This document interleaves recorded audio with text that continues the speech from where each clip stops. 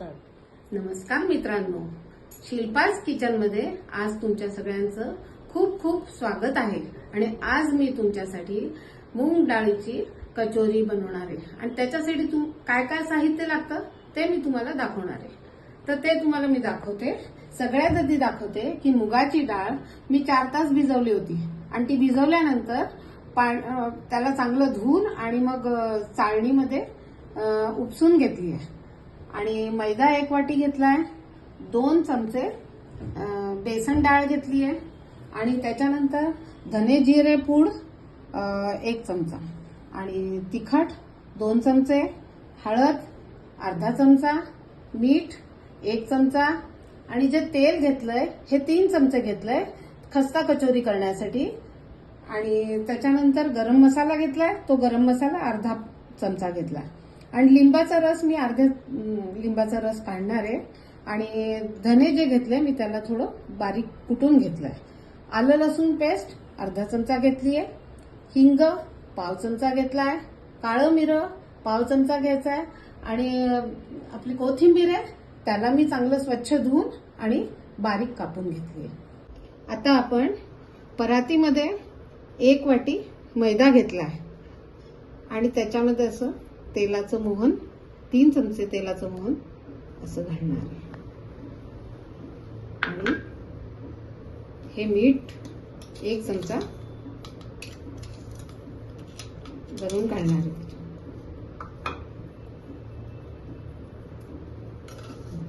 आता ह्याला चांगलं हाताने मिक्स करायचं.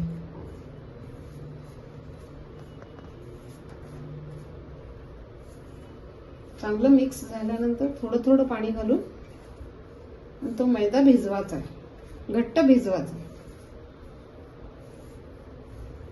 म्हणजे ह्याच्यात गुठळ्या नाही राहिल्या पाहिजे, एकदम चांगलं. थोडं थोडं पाणी घालायचं.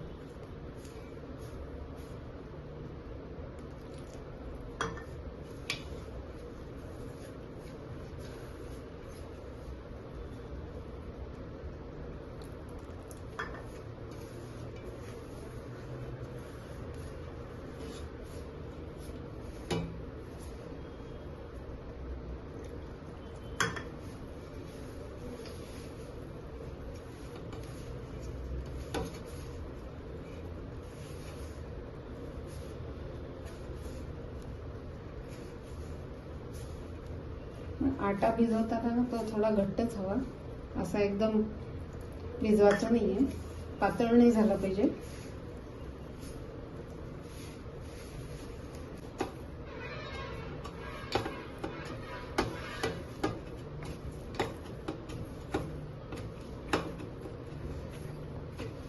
आता आपला आटा भिजवून झाला आहे. ह्याला जरा 10-15 मिनिटं रेस्ट साठी झाकून ठेवायचं. तर हे आपण ठेवू आणि मग मुगाच्या डाळीचं सारण तयार करू. आता आपण या मिक्सरमध्ये ही मुगाची जी डाळ आपण भिजवली होती तर ती जाडसर थोडी वाटून घेणार आहे. 2दा फिरवून घेणार आहे मिक्सरमध्ये. आपण डाळ वाटून घेतली आहे. आता ह्याच्यानंतर आपण हे इथे गॅस लावू, ऑन करून ठेवतो. याच्यामध्ये हे 3 चमचे मोठा तेल घाल. तेल जरा गरम झालं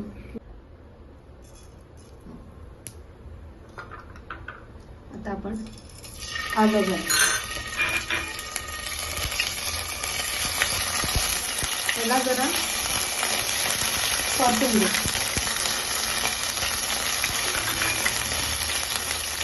हिंग घाल, हळद घाल. त्याच्यानंतर जिरे पावडर,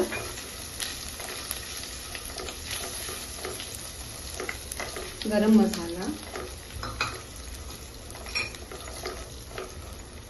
काळं मिरं. चांगलं 1 मिनिट भाजायचं. आता 2 चमचे बेसन घालून याला चांगलं भाजा, म्हणजे त्याचा कच्चेपणा नाही राहणार त्याच्यामध्ये.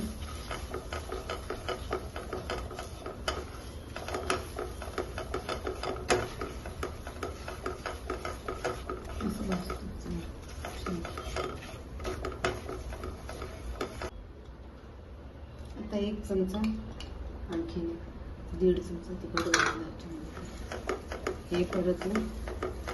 त्याच्यानंतर याच्यात डाळ घातली मुगाची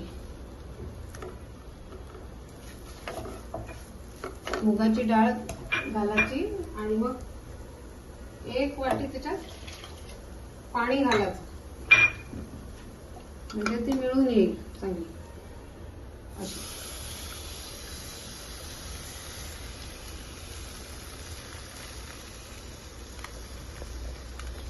आणि मग तिला चांगलं परतून घ्यायचं.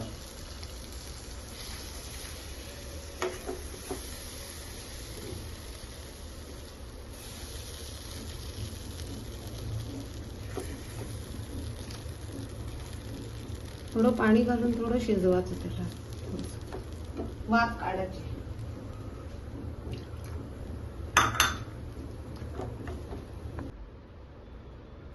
आता आपण मीठ घालू ह्याच्यामध्ये आणि त्याला चांगलं ढवळून घेऊ. ढवळून घेतल्यानंतर 5 मिनिटं आपल्याला वाफ घ्यायची आणि लिंबाचा रस पण घालू याच्यानंतर थोडा. हा लिंबाचा रस पण घालते त्याच्यामध्ये.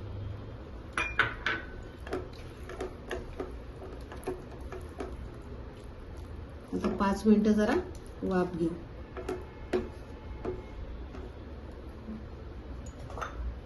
हे झाकण ठेवलं 5 मिनिटासाठी. आता 5 मिनिटं वाफ झाली निघालीये. आता आपण याचं झाकण उघडून पाहू कसं झालंय. आणि एकदा मी याला हलवलंय झाकण काढून. आता ह्याच्यामध्ये ही कोथिंबीर जी आपण कापलेली आहे ती घालूया आणि ह्याला चांगलं मिक्स करूया. आणि मग गार करण्यासाठी ताटामध्ये काढून घेतो. गार झाल्यानंतर ह्याचे थोडे छोटे छोटे गोळे बनवायचे लिंबा एवढे.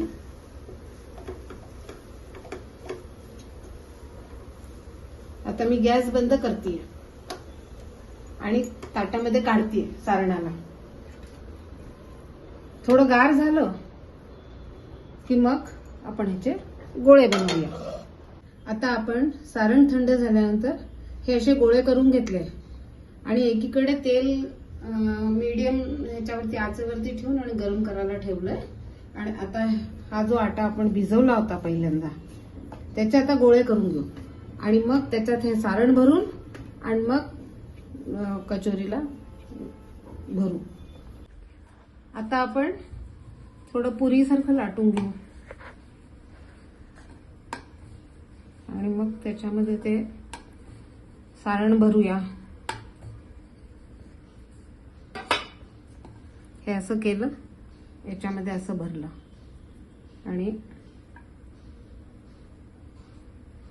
जसं आपण पुरण भरतो ना तसं भरायचं.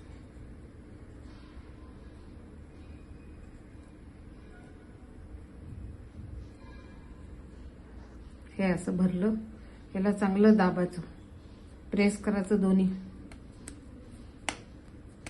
हाताने आणि थोडंसं त्याला हलक्या हाताने असं लाटायचं असं. हे अशा सगळ्या मग लाट्या ज्या आहे त्या भरून आणि असं लाटून घेऊ. आता आपण तेल तापायला ठेवलंय आणि गरम झालंय आणि त्याला एकदम मंद आचेवरती केलंय. आणि आता या सगळ्याच्या पुऱ्या करून ठेवल्या सारण भरलेल्या, तर ह्यांना त्याच्यात सोडायचंय हळूहळू. आणि त्याला तवरपर्यंत म्हणजे पलटाचं नाहीये, कारण की काय ते पलटलं ना तर ते एकीकडनंच होईल. म्हणून त्याला मी टाकते याच्यामध्ये ही पुरी अगदी मंद आचेवरती त्याला टाकते. तर 3 पुऱ्या टाकते मी.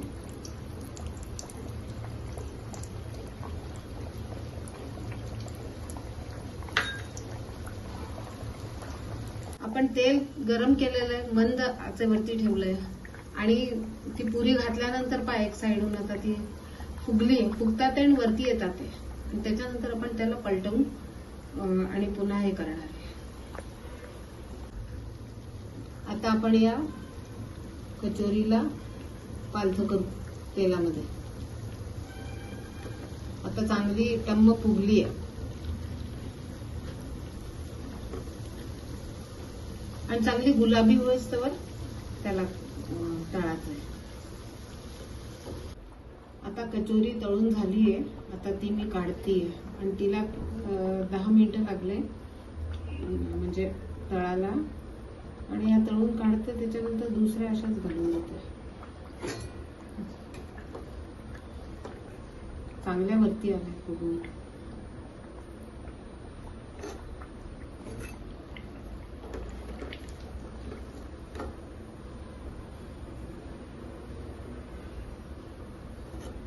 आता मी त्या दुसऱ्या आहे त्या हळूच टाकते ह्याच्यामध्ये. तेल चांगलं गरम आहे आणि सीम आचेवरतीच तळायचं आहे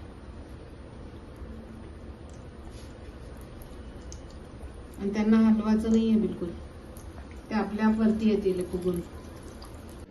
खुसखुशीत कचोरी तळून तयार आहे. जर माझ्या कचोरीची रेसिपी तुम्हाला आवडत असेल तर शेअर करा. आणखी नवीन नवीन रेसिपीज पाहण्यासाठी त्याला सबस्क्राईब करा आणि माझ्या चॅनलला तुम्ही लाईक करा.